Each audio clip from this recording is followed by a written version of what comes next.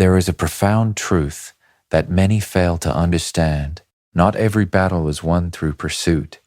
Some are won through stillness, through absence, through a quiet, unwavering decision to withdraw your energy from what refuses to meet you with presence. When you treat someone as though they no longer exist, not from bitterness, not from ego, but from a place of awakened self-respect, you do not become cruel, you become powerful.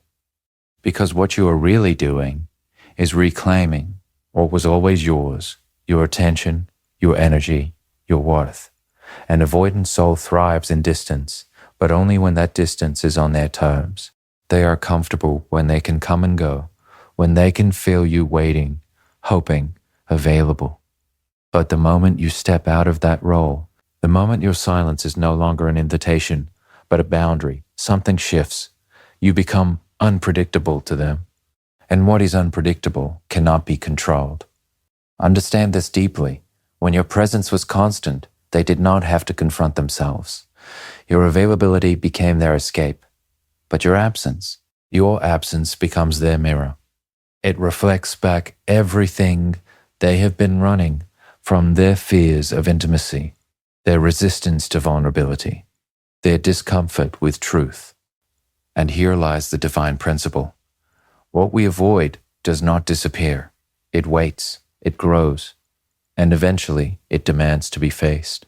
So when you step away, you are not punishing them. You are aligning with truth. You are allowing life itself to teach what your words never could. Do not mistake this for weakness.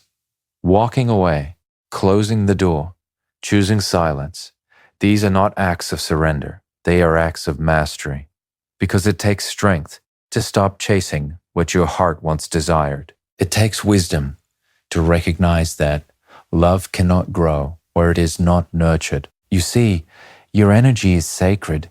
It is not meant to be spent convincing someone of your value. It is meant to be shared where it is recognized, honored, and returned. And when you finally understand this, when you no longer feel the urge to reach out, to explain, to wait, you transform. You rise beyond the need for validation. You become anchored in something deeper, self-worth, that is not dependent on another's behavior. That is when the dynamic changes.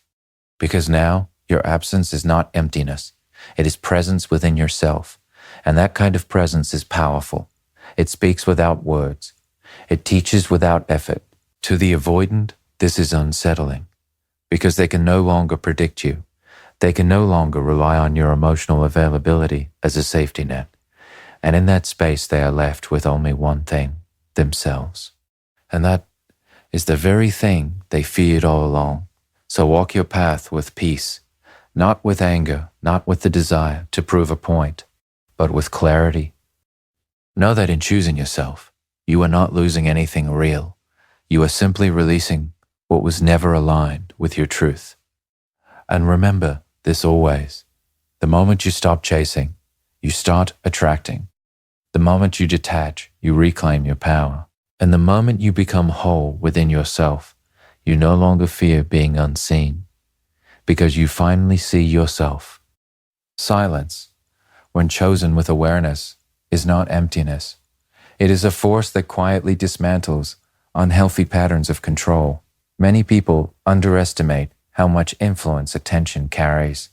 Attention is not just observation. It is validation, reinforcement, and in many cases, the very fuel that keeps a dynamic alive. When you continuously offer your presence, your words, your reactions, you are feeding a cycle, whether that cycle is healthy or not. Whether that cycle is healthy or not. And in the case of someone who leans toward avoidance, your attention often becomes the one thing that allows them to maintain distance while still feeling emotionally supplied. When you suddenly withdraw that attention, not as a tactic of manipulation, but as an act of self-respect, something profound begins to happen. The familiar rhythm they were accustomed to is interrupted. The predictable responses they relied on are no longer there. This is where silence becomes disruptive. It is not loud, it does not demand, yet it unsettles more deeply than confrontation ever could. Control, in many relational dynamics, does not look like domination. It looks subtle. It hides in patterns. Who reaches out first? Who apologizes? Who waits? Who explains? When one person consistently occupies the role of the pursuer, they unknowingly hand over emotional control. The avoidant individual, consciously or unconsciously, learns that distance will be tolerated, that inconsistency will be met with patience, and that they can retreat without consequence because connection will still be available when they choose to return.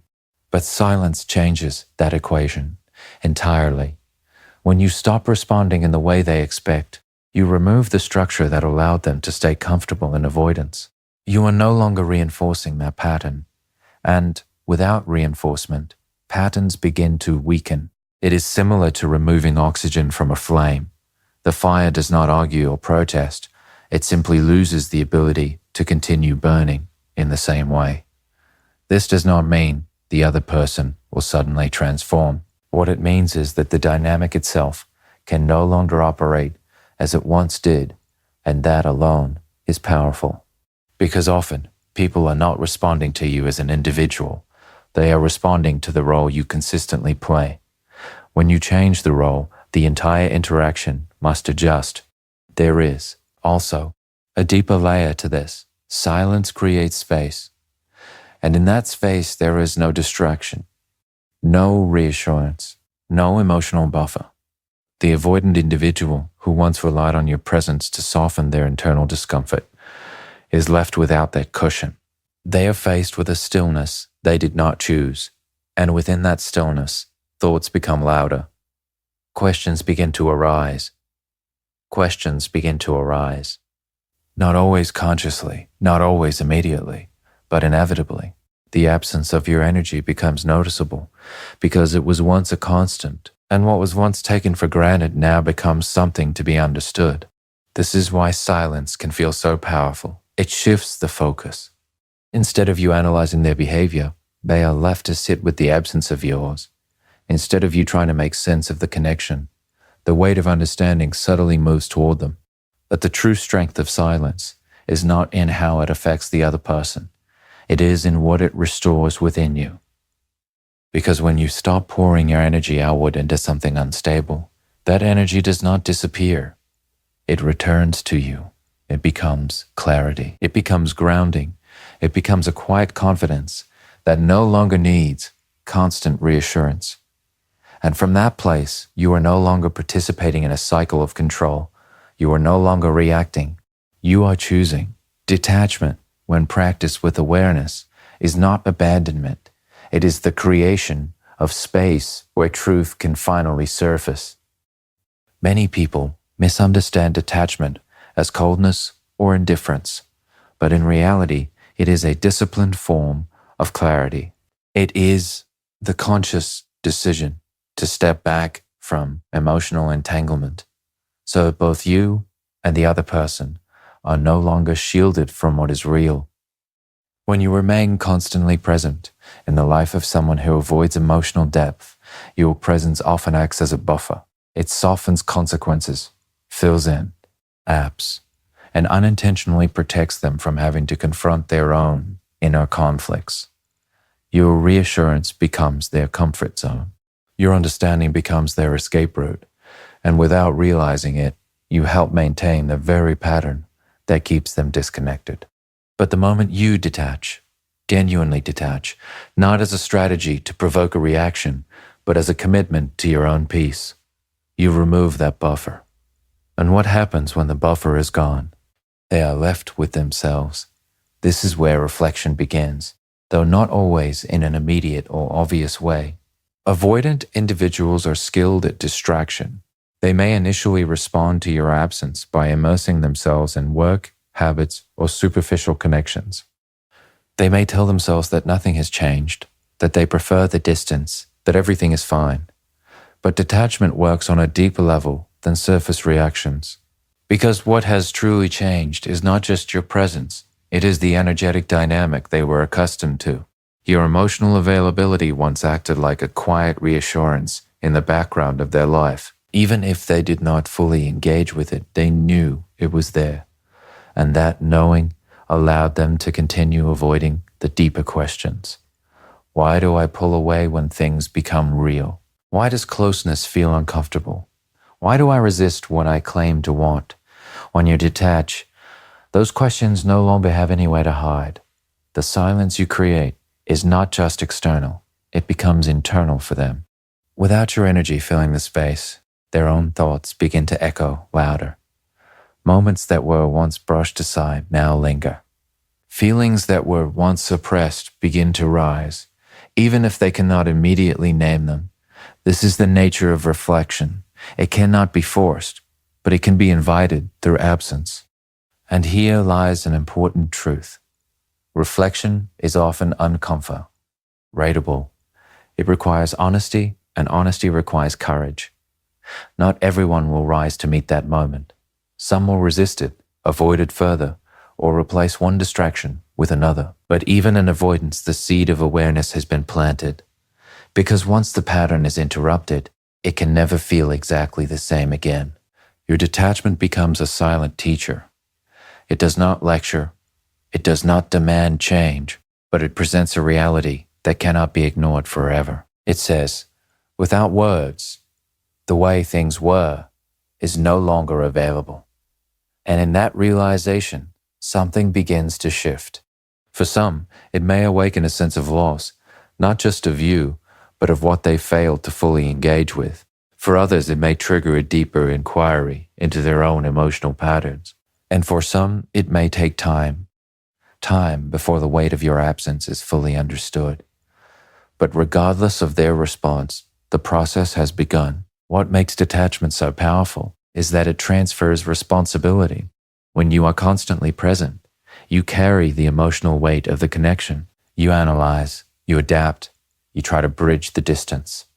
But when you step back, that responsibility no longer rests solely on you. The other person must either step forward or remain where they are. And in that choice, their truth is revealed. And while they are navigating that space, something equally important is happening within you. You begin to see more clearly. Without the emotional intensity clouding your perception, you recognize patterns you once overlooked. You understand what you were giving, what you were tolerating, and what you truly deserve. Detachment sharpens your awareness. It reconnects you with your own inner stability. So in the end, detachment is not about creating distance for the sake of distance. It is about allowing reality to breathe.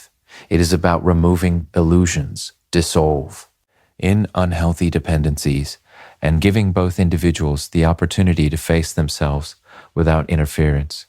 And in that space of truth, transformation, if it is meant to happen, finds its way naturally. Energy is one of the most misunderstood forces in human connection. It is invisible, yet it shapes everything. It is not just what you say or do, it is what you consistently give your attention, your emotions, and your focus to. And whether you realize it or not, every interaction you engage in is an exchange of energy. The question is not whether you are giving it, but where you are investing it. When you continuously pour your emotional energy into someone who is inconsistent, distant, or avoidant, you create an imbalance, not because they are inherently more powerful, but because you are overextending yourself into a space that does not return the same level of presence. Over time, this imbalance begins to define the connection. You start waiting more, thinking more, feeling more. They, on the other hand, remain comfortable, giving less, because the dynamic has taught them that less is enough to keep you engaged. This is where the deeper truth reveals itself. Energy, when given without awareness, becomes a currency that others can unconsciously rely on. Think about how much of your inner world gets occupied when you are emotionally invested in someone who is not fully present. Your thoughts revolve around their actions. Your mood shifts based on their responses. Your sense of stability begins to depend on something external. This is not just emotional attachment. It is energetic displacement.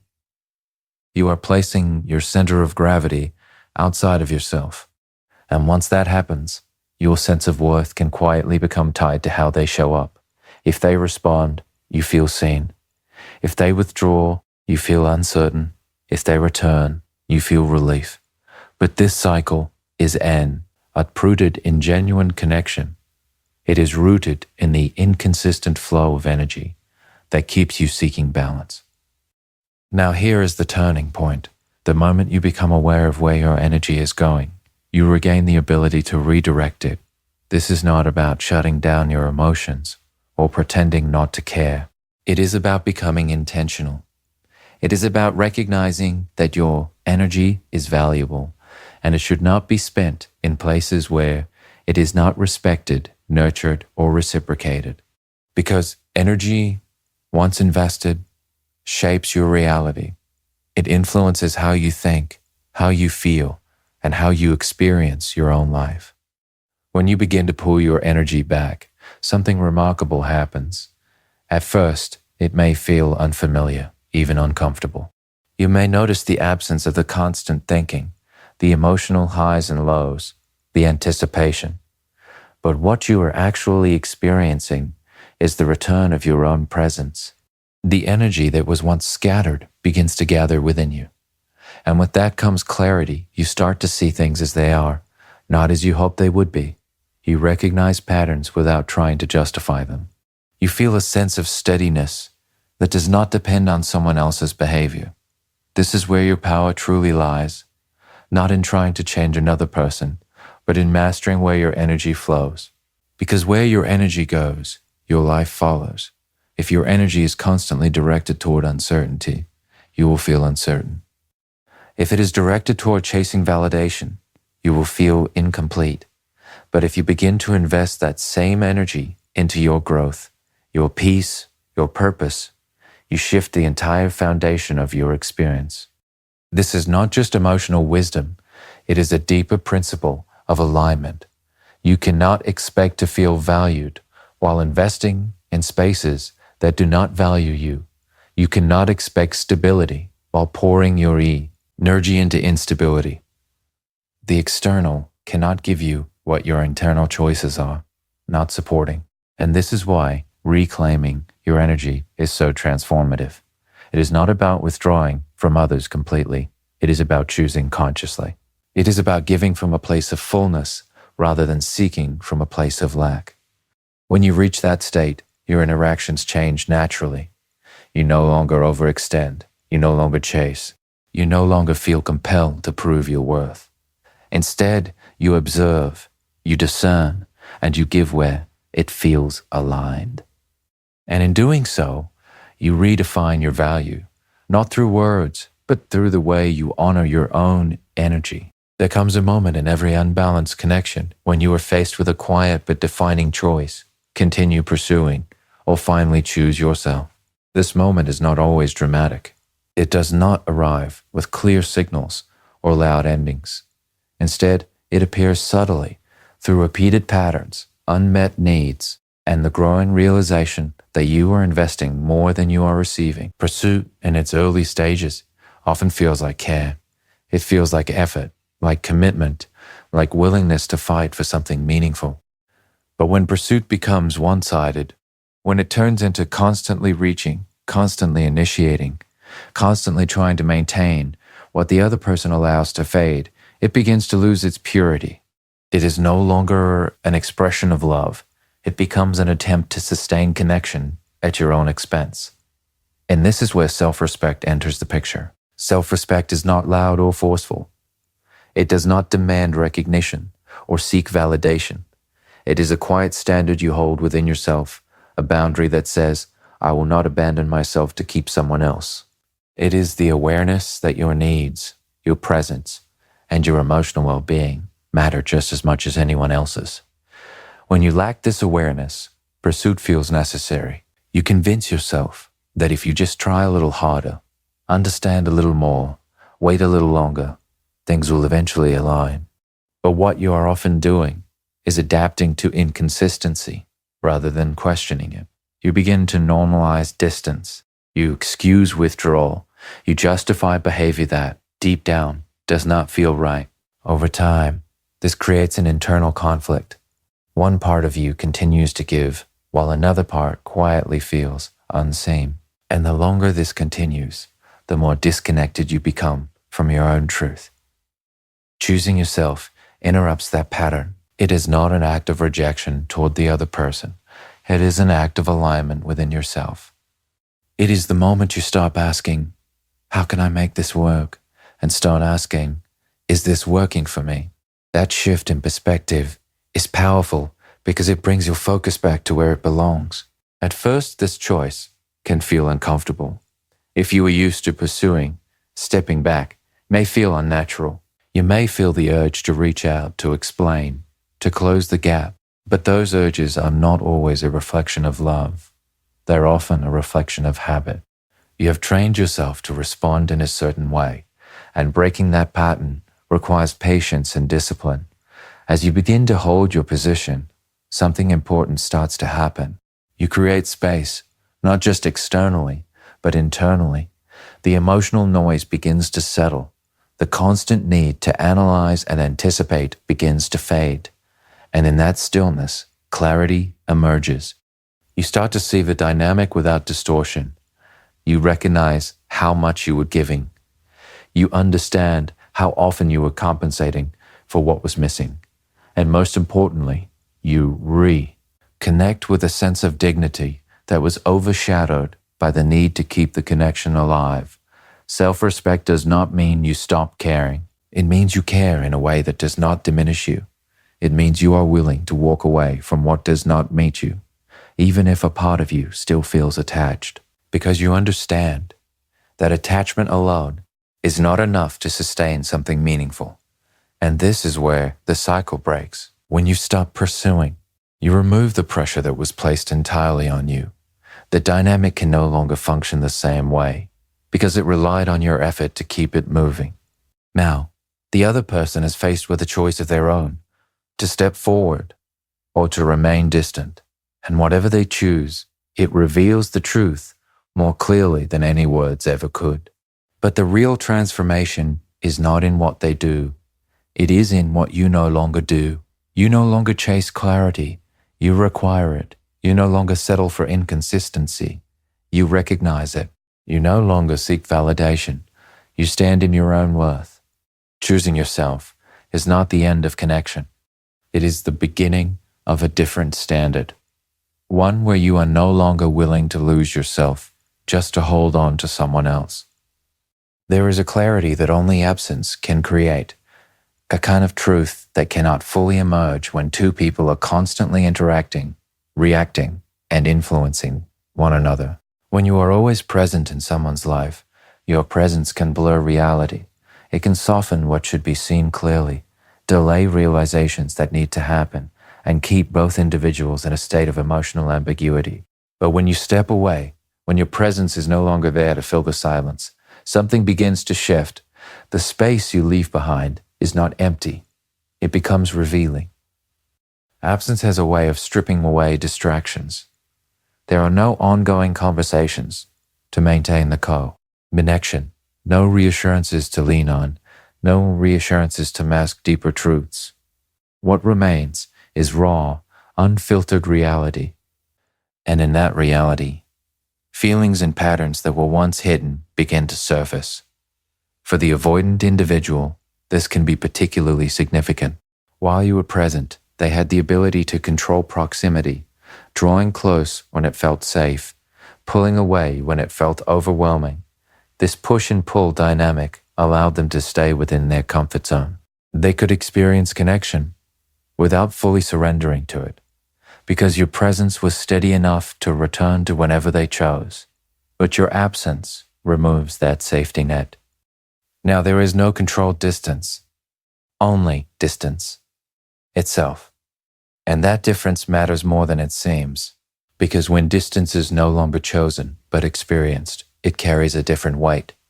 It is no longer a strategy. It becomes a reality to be felt. And within that reality, truth begins to unfold. They may start to notice the silence in moments where your presence once existed. The absence of your messages, your voice, your attention.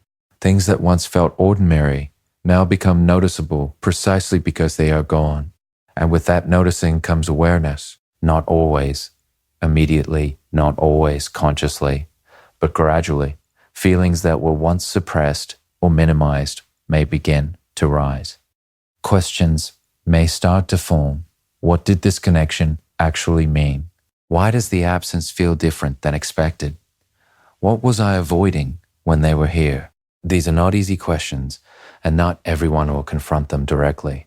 But absence plants the possibility for those questions to exist. It removes the constant interaction that once kept deeper reflection at a distance. At the same time, your absence reveals truth for you as well, without their intermittent presence influencing your emotio. You begin to see the connection more clearly. You are no longer caught in the cycle of hoping, waiting, or interpreting mixed signals. Instead, you are observing from a place of distance, and distance brings perspective. You begin to understand what was consistent and what was not. You recognize how their actions aligned or failed to align with their words. You see how much of your emotional energy was spent trying to make sense of something that lacked stability. And perhaps most importantly, you begin to feel the difference within yourself. There is a shift from confusion to clarity, from emotional fluctuation to steadiness, from seeking answers to simply recognizing what is. This is the quiet power of absence. It does not argue. It does not persuade. It does not try to prove anything. It simply reveals. It reveals whether the connection had depth or was sustained by habit. It reveals whether feelings were genuine or dependent on convenience. It reveals whether both individuals were equally invested or if one was carrying the weight more than the other. And truth, once revealed, cannot be unseen. This is why absence can feel so transformative. It forces a confrontation with reality on both sides, not through conflict, but through stillness, not through explanation, but through experience. In the end, absence does not create truth. It uncovers what was already there, waiting to be recognized. There is a kind of strength that is loud and visible, actions, words, confrontation, and then there is a deeper strength that very few truly master, restraint, the ability to feel everything, to understand what you could say or do, and yet choose stillness, not out of fear, not out of weakness, but metoch awareness. This kind of restraint is not suppression. It is transformation in motion. When you are caught in a dynamic that pulls at your emotions, your instinct is tend to react, to respond immediately, to express, to explain, to close the distance that feels uncomfortable. Reaction feels natural because it provides temporary relief. It gives you a sense of control, a feeling that you are doing something, rather than sitting in uncertainty. But not all action leads to growth. Sometimes it only sustains the very cycle you are trying to break. This is where restraint becomes powerful. Restraint is the conscious decision to pause where you once reacted. It is choosing not to send the message, not to chase the conversation, not to fill the silence just because it feels uncomfortable. And in that pause, something subtle yet profound begins to happen.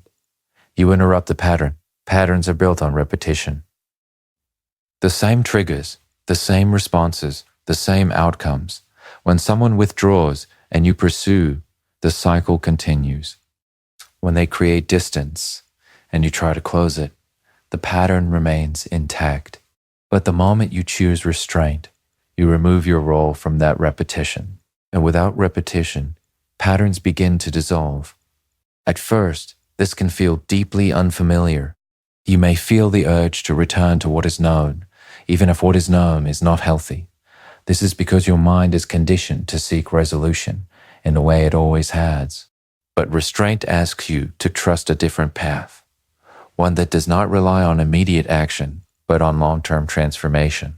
This is not passive. It is highly intentional, because while you are holding back externally, something is shifting internally. You are building discipline. You are strengthening your awareness. You are learning to sit with your emotions without being controlled by them. And this is where real growth begins, not in changing others, but in mastering yourself.